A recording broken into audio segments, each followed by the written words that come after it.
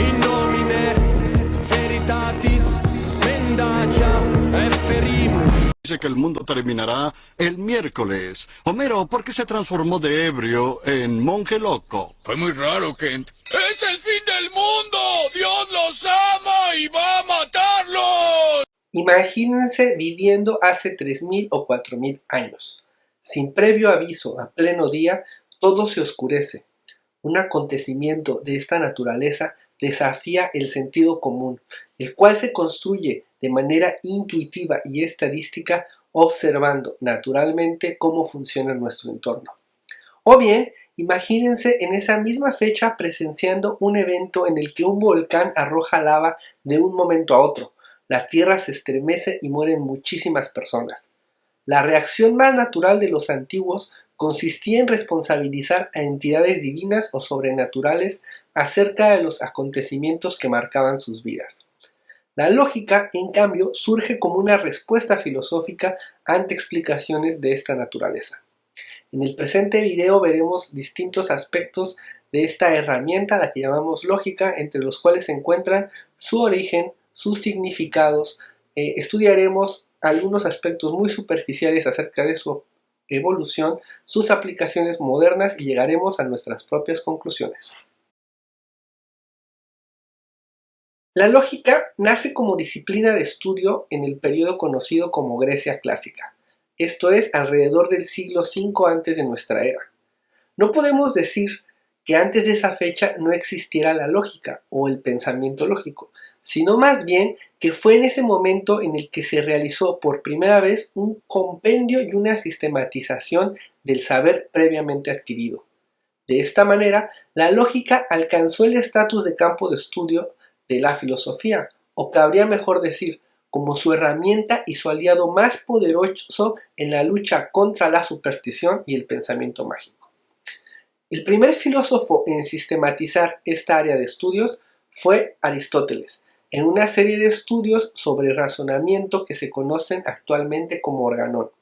Aún sin aplicar el nombre exacto de lógica a este campo de estudios, Aristóteles trataba de buscar una ciencia de la demostración y del saber demostrativo. Unos siglos más adelante, el término lógica surge dentro del pensamiento de los filósofos estoicos, los cuales decían que consistía en el arte del discurso persuasivo, el cual se dividía a su vez en retórica y dialéctica. Por una parte, la retórica consistía en encontrar todas las técnicas y estrategias para poder persuadir o hablar frente a un público determinado, mientras que la dialéctica consistía en el arte del razonamiento, sobre todo de manera escrita. Es importante considerar que tanto para los filósofos estoicos como para los filósofos epicureos, la filosofía era un campo de estudio muy amplio que podía dividirse en tres subcampos. En primer lugar, la física o filosofía de la naturaleza, la cual se encargaría de estudiar cómo es el mundo o el universo, dándonos respuestas, por tanto, acerca de cómo se dan los fenómenos naturales como los eclipses y los terremotos. Es muy importante aquí poner atención en esto. La filosofía de la naturaleza o física nos dice cómo es el mundo, no cómo nos gustaría que fuera el mundo. En segundo lugar, se encuentra la lógica o filosofía del razonamiento, la cual se encargaría de investigar las reglas del pensamiento válido o correcto. Es decir, la lógica trataría de indagar, así como en las matemáticas, cuáles son los procesos de razonamiento que nos llevan o nos conducen a verdades a partir de información incompleta, y también a distinguir cuáles son aquellos procesos que nos llevan a falacias o errores. Finalmente, se encontraría la ética o la ciencia del comportamiento humano, la cual se encargaría de estudiar cómo debe comportarse el ser humano. Desde sus orígenes, la lógica es un campo de estudio cuyos avances afectan a todas las demás áreas, constituyéndose en la base o en el lenguaje mismo de la filosofía y también de las ciencias. Hoy torneo citadino de debate, resolución, es divertido. Y a quienes compren autos híbridos se les deben hacer rebajas pagadas por impuestos sobre hamburguesas. Gracias, Lisa. Disculpen, podios, lo necesitan en la clase de arte. ¡Sí! Megan, ¿quieres refutar?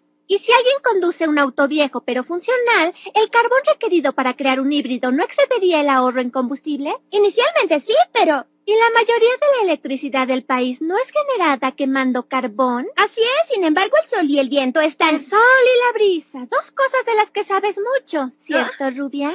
¿Rubia? Totalmente. ¿Por qué no nos hacemos un permanente con la tarjeta de crédito de papi?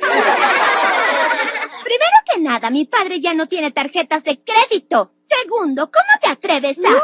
¿Sabes contar hasta el 2? ¿Necesitas hielo para tu cabeza? Yo... La ganadora por un cabello castaño, Megan. Desde sus orígenes, la lógica fue considerada como la ciencia del razonamiento o de la argumentación, oponiéndose naturalmente a los procesos de explicación de los fenómenos naturales que apelan a fuerzas sobrenaturales o a explicaciones mágicas. En este sentido, podemos decir que la lógica es un instrumento que ha servido para desmitificar el mundo, es decir, para desprender a las cosas y a los fenómenos de su halo de misterio. Todo esto con la finalidad de poder analizarlas con cabeza fría y con los instrumentos naturales que poseemos para razonar a partir de lo que se conoce como silogismos. En cierto modo, podemos definir a la lógica como la disciplina de estudio de la filosofía encargada de analizar los procesos de la mente, a través de los cuales, a partir de ciertas premisas, tratamos de obtener conclusiones válidas. La lógica estudia, por tanto, todos estos procesos de la mente en su regularidad, coherencia y validez interna, tratando de definir cuáles pueden ser considerados como productores de enunciados verdaderos y cuáles, en cambio, conducen indefectiblemente a enunciados o conclusiones falsas. Es importante que consideremos que la lógica es una ciencia formal que prescinde o que trata de prescindir por completo de los contenidos de los enunciados. Lo que le importa a la lógica es la forma de los mismos y la forma de proceder para obtener conclusiones. Podríamos hacer en cierto modo una analogía con el álgebra, la cual se encarga de encontrar las reglas de las estructuras abstractas a partir de ciertos patrones o de ciertos procesos. Al igual que el álgebra, a la lógica no le importa el contenido o el valor de las incógnitas. Así como en el álgebra calculamos cosas utilizando incógnitas, utilizando A, B, X, Y, Z, la lógica sería exactamente igual. Se encargaría únicamente de estudiar cuál es la validez de estos procesos de razonamiento o de despeje. En la Edad Media, Tomás de Aquino definía la lógica como el arte que dirige el acto mismo de la razón, arte en virtud del cual procedemos por orden, con facilidad y sin error en este acto mismo de la razón. En este periodo, en la Edad Media, se identificaban los procesos de la razón como un don o una cualidad adquirida ya sea de manera natural o de manera divina, pero también se consideraba como una habilidad que mejoraba con la práctica y con el uso del razonamiento. En el caso específico de Tomás de Aquino, él trató de encontrar a través de la filosofía una explicación del pensamiento católico y por lo tanto de todos los contenidos de la religión católica. Trató de hacer una explicación racional o intelectual de los mitos y de las historias que aparecían en esta religión. Más adelante, en la época conocida como la Ilustración, Immanuel Kant define la lógica como una ciencia que no puede contener nada empírico, ya que sus leyes tienen que ser por naturaleza universales y necesarias, lo que las convertiría o lo que convertiría la lógica en una ciencia que no puede descansar en fundamentos que parten de la experiencia o de los sentidos. Al igual que Kant, Hegel consideraba la lógica como la ciencia de la idea pura, es decir, de la idea en el elemento abstracto del pensamiento. Estas dos definiciones se aproximan ya más a una definición moderna de la lógica en la que todos los contenidos empíricos, en la que todos los valores, ¿verdad? O todos los conceptos que utilizamos en el razonamiento dejan de ser importantes y empiezan a ser importantes solamente los símbolos y la manera en la que los combinamos. Entonces, en la época moderna nace algo que se llama lógica simbólica, Y en ese momento se considera ya la lógica como una disciplina totalmente autónoma, que utiliza símbolos y ya no tiene que ver solamente con lo verdadero y con lo falso, sino con otro tipo de valores, como puede ser coherencia, completitud, suficiencia. Es importante considerar que cuando nace la lógica simbólica, existe nuevamente un acercamiento muy profundo entre lógica y matemáticas, porque este nuevo tipo de lógica va a prescindir por completo del lenguaje común y conduce a los seres humanos a darnos cuenta que lógica y matemáticas son en muchos casos dos palabras o dos métodos para definir la misma cosa.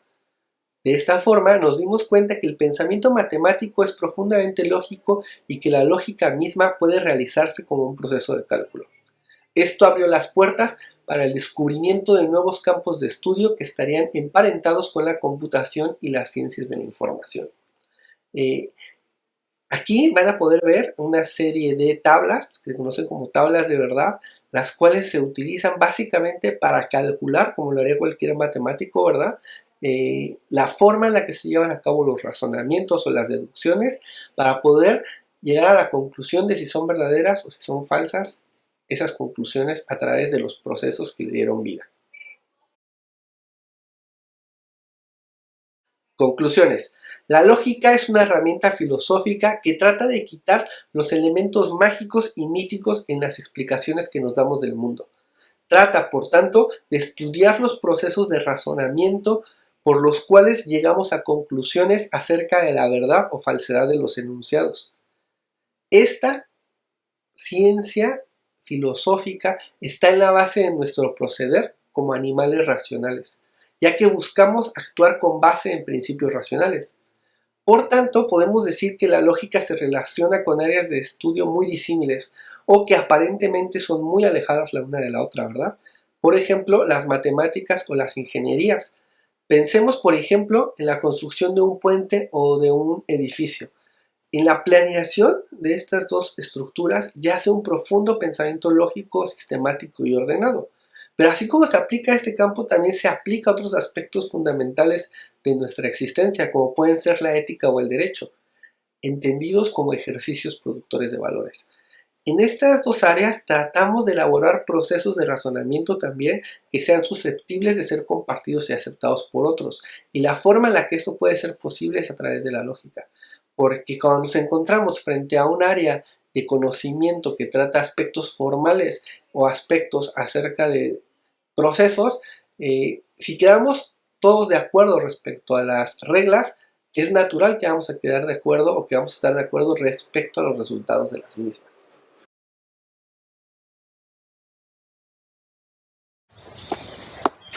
¿Flanders, vas a la iglesia? Creo que puedo ahorrarte un poco del tiempo. ¿Encontraste otro camino? Mejor aún, estaba revisando una propuesta fiscal y por accidente demostré que no existe Dios. Eso está por verse. Bien, tal vez cometió una equivocación, ¿no? Es correcto. No podemos dejar que esto se sepa.